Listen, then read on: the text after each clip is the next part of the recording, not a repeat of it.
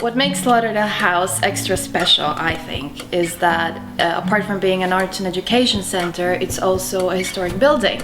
And one of the things that has been emphasized here is that it's really important that learning about history is accessible to everyone, no matter of their age or interest. So, to achieve that, I made this family trail for families and children to use when they visit the house. So at the first page here, they get introduced to Marty, Lauderdale House cat, named after our first owner, Sir Richard Martin. With Marty's help, they can discover together the heritage of the house and take a historical journey through it by doing activities and answering questions all related to the heritage here. And they finish by drawing a picture of their favorite part of the house, which we then upload to our Facebook page just to make it even more fun and exciting. For example, one of the questions here is to find this zigzag brickwork, which is right here. And then they have to guess what kind of objects were bricked up behind this wall. And it was actually 2 chickens, shoes and candlesticks, which were found here around 50 years ago when the house was being repaired. And it's thought that they were put there by the Tudor builders as good luck tokens. And the find was actually so rare that it went straight to the Museum of London, where you can see it today. About this project, it would really highlight the historical features in the galleries and also make it possible to use touch screens to explain these features to our visitors, which would then incorporate the heritage of the house into everyday use. Well, if you remove the paneling, you suddenly see this painting here. Well, this is a fresco, and it's at first glance rather confusing because it is rather damaged. But if you focus on the white or the grey, you can see that they're balustrades supporting a rail which was originally part of the first staircase. And you can see from it that it went the other way. This did. You see there's a sort of an angle here. Well, that was a step. And there's the bottom of the balustrade. So you would then have just walked up and round and got to the first floor by a different route. Now, as I said, this is all very, very battered.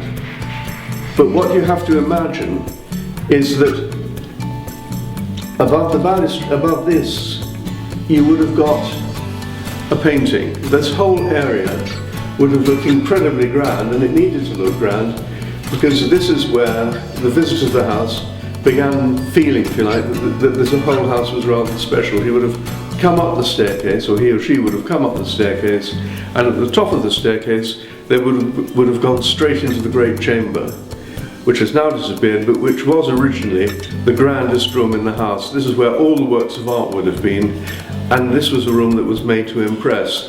So there's a sort of processional route, and this forms the only important surviving fragment of it. So we're standing now in the Long Gallery, which is a grand name for a very formal room in the architectural sense. A long gallery would have been a long narrow space like this for promenading in.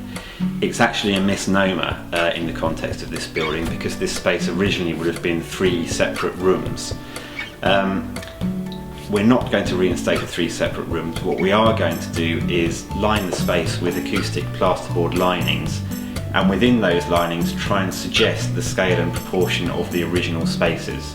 So we'll be installing a new coffered plasterboard ceiling, which will be divided into 3 bays reflecting the original room proportions, and then we'll be peeling away the new linings to reveal original features of the building, such as this fireplace.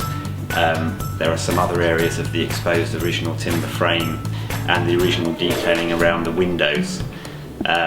And then within the ceiling, we're also going to peel away the ceiling lining to reveal a ceiling feature which is called the Leadenhall Street ceiling, which was moved here by the GLC from a house in Leadenhall Street.